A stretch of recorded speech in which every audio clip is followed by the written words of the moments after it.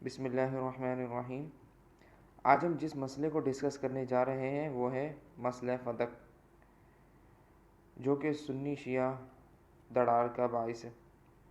تو آج ہم غیر جانبدار ہو کر اس بات کو جانتے ہیں کہ یہ مسئلہ ہے کیا، اور اس مسئلے کو سنجیدہ ہو کر سمجھنے کی بہت زیادہ ضرورت ہے۔ تو میں جو بھی بات کہوں گا وہ میں دلائل کے ساتھ رکھوں گا، آپ کا جو دل چاہے وہ قبول کریں۔ تو شروع کرتے ہیں۔ تو صحیح بخاری کی 4240 حدیث کے مطابق یہ کہا جاتا ہے کہ حضرت ابو بکر نے فاطمہ کو کچھ بھی نہ دیا۔ اس پر حضرت فاطمہ حضرت ابو بکر سے خفا ہو گئی اور ان سے ترک ملاقات کر لیا۔ اس کی وفات کے بعد تک ان سے کوئی گفتگو نہیں کی۔ تو یہ حدیث پیش کر کے کہا جاتا ہے کہ حضرت فاطمہ حضرت ابو بکر سے ناراض ہوئیں اور ابو بکر نے ان کو کچھ بھی نہیں دیا۔ جبکہ اس حدیث کو سمجھنے کے لیے ہم ایک کڑی ملاتے ہیں جس کے ذریعے آپ کو یہ حدیث سمجھ میں آ جائے گی۔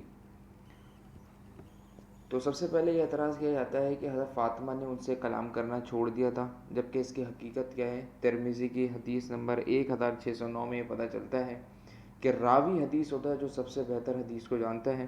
ان میں راوی علی بن عیسیٰ کہتے ہیں لا اکلمہما کا مطلب کیا ہے؟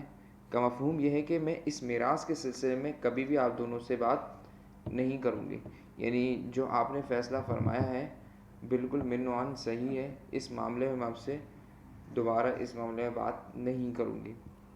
تو ترک ملاقات کا مطلب ہرگز یہ نہیں تھا کہ وہ ان سے ناراض ہو گئی۔ ناراض ہونے کی جہاں تک بات ہے اس کو ہم آگے ڈسکس کرتے ہیں۔ اور حضرت فاطمہ کا حضرت ابو بکر سے نامحرم کا رشتہ تھا، تو وہ بلا وجہ کیوں ان سے بات کریں گے؟ اور لا اکلمہما کا مطلب یہ ہے کہ ان سے میراث کے معاملے میں بات نہیں کی۔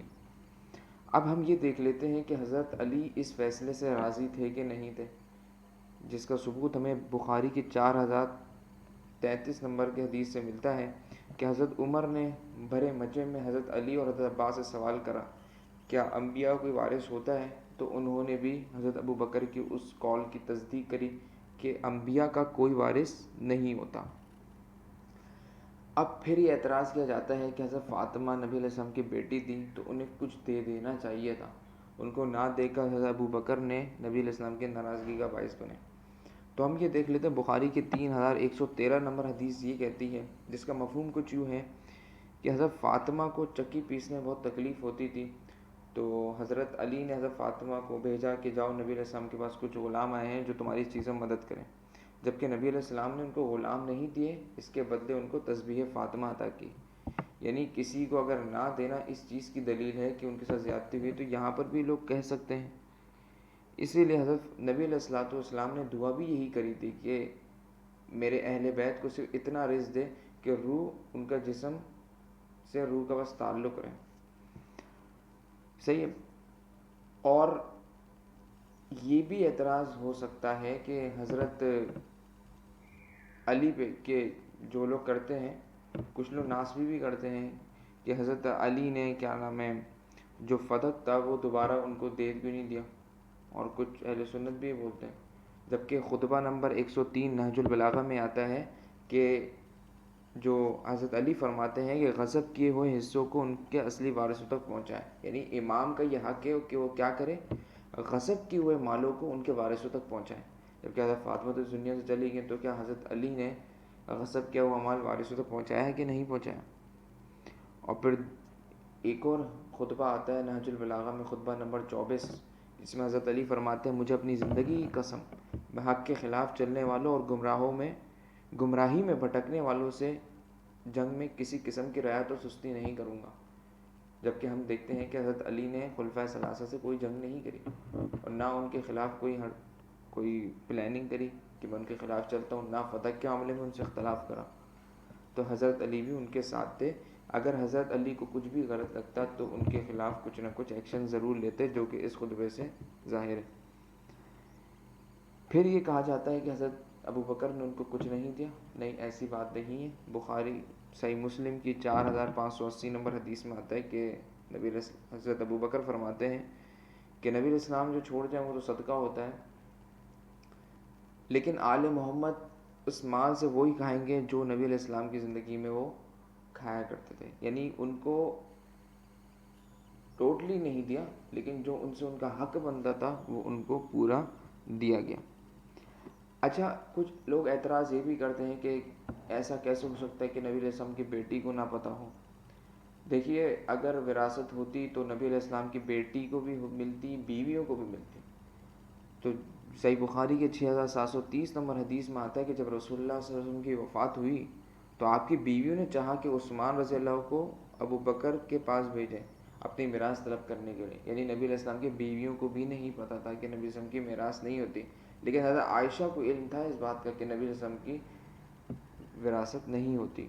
تو حضرت عائشہ نے ان کو روکا کہ بتایا کہ نبی علیہ السلام کی میراث نہیں ہوتی۔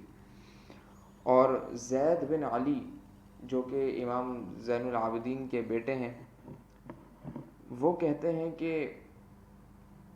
کہ اگر اب میں ابو بکر کی جگہ ہوتا میں بھی وہی فیصلہ کرتا جو ابو بکر نے فتح کے بارے میں کہا تھا۔ سنن الکبریٰ للبیہقی 12749 نمبر یہ حدیث ہے کہ حضرت زید بن علی بھی وہی فیصلہ کرتے جو حضرت ابو بکر نے کیا تھا۔ اور کچھ لوگ یہ حدیث پیش کرتے ہیں کہ نبی علیہ السلام نے اپنی زندگی میں ہی جو فتح ہے وہ حضرت فاطمہ حسن و حسین کو تحفے میں دے دیا تھا، جو کہ بات درایتاً بھی غلط ہے اور روایتاً بھی۔ درایتاً اس طرح کیونکہ فتح نبی علیہ السلام کو مدینے میں حاصل ہوا اور حضرت امام حسن و حسین مدینے میں پیدا ہوئے، اور وہ جو آیت جس سے استدلال کرتے ہیں وہ مکی آیت ہے، اور دوسری یہ بات جس حدیث میں یہ آتا ہے وہ حدیث جھوٹ اور موضوع ہے، جو کہ آپ دیکھ سکتے ہیں۔ اور ایک اعتراض جس کو میں نے آپ کو بولا کہ وہ میں بعد میں ڈسکس کروں گا، وہ یہ ہے کہ حضرت فاطمہ ان سے ناراض ہو گئی۔ اب جو ناراضگی کی جہاں تک بات ہے تو اس معاملے میں بہت اختلاف ہے، اور یہ روایت جو تھی وہ بہت شاذ ہے۔ کس اعتبار سے کہ اس میں آپ یہ دیکھیں، اگر آپ عربی جانتے ہوں گے تو اس میں جو میں نے ہائی لائٹ کیا ہوا ہے اس میں قال فہجرتہ فاطمہ فلم تکلمہ حتی ماتت، یعنی بیان کیا گیا کہ اس پر فاطمہ نے ان سے تعلق کاٹ لیا اور موت تک ان سے کلام نہیں کیا، یعنی ناراض ہو گئی۔ تو یہ جو قولا کا صیغہ آیا ہے یہ میل کے لیے آتا ہے، اور جبکہ یہ روایت ہے یہ حضرت عائشہ کر رہی ہیں، تو حضرت عائشہ روایت کر رہی ہیں تو یہ جملے حضرت عائشہ کے نہیں اور نہ ہی حضرت فاطمہ کے ہیں، کیونکہ حضرت فاطمہ کی ناراضگی کا حضرت عائشہ باقی لوگوں کے کیسے علم ہو گیا، اور یہ میں نے جیسے بتایا کہ قولا کا صیغہ ہے، قولا کا صیغہ مرد کے لیے ہوتا ہے، تو اس روایت کی یہ الفاظ حضرت عائشہ کے بھی نہیں اور نہ حضرت فاطمہ کے۔ اور سنن الکبریٰ بیہقی کی بھی ایک روایت ہے جس میں حضرت عمر بن عبدالعزیز نے بھی یہی فرمایا کہ رسول اللہ صلی اللہ علیہ وسلم نے حضرت فاطمہ کو فتح نہیں دیا تھا، جو کہ آپ دیکھ سکتے ہیں۔ اور ترمذی کی 2682 نمبر حدیث ہے جس میں نبی علیہ السلام نے فرمایا کہ انما العلماء ورثۃ الانبیاء، کہ علماء ہی انبیاء کے وارث ہیں، جو کہ اس بات کی نشاندہی کرتی ہے کہ نبی کے وراث مال نہیں علم ہوتا ہے۔ اور اس بات کی تصدیق اصول کافی کی بھی روایت کرتی ہے کہ وَإِنَّمَا الْعُلَمَاءُ وَرَثَةُ الْأَنْبِيَاءِ وَإِنَّ الْأَنْبِيَاءَ لَمْ يُورَثْ دِينَارًا وَلَا دِرْهَمًا وَلَكِنْ وَرِثُوا الْعِلْمَ فَمَنْ أَخَذَ مِنْهُ أَخَذَ بِيَزِيدٍ الْوَافِرِ، یعنی جو نبی کی وراثت ہوتی ہے وہ درہم و دینار نہیں ہوتے، وہ علم ہوتا ہے۔ اور حضرت فاطمہ کے بھی یہی قول تھا کہ جب حضرت ابو بکر نے مسند ابی اعلیٰ کی حدیث ہے 6719 نمبر کہ حضرت ابو بکر نے جب ان کو فیصلہ سنایا تو حضرت فاطمہ نے کیا فرمایا، آپ اور اللہ کے رسول زیادہ بہتر جانتے ہیں۔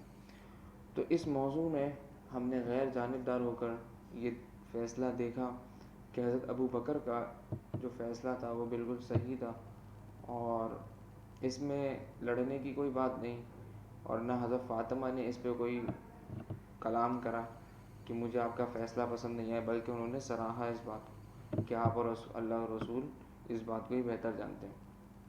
ٹھیک ہے، وما علینا الا البلاغ المبین۔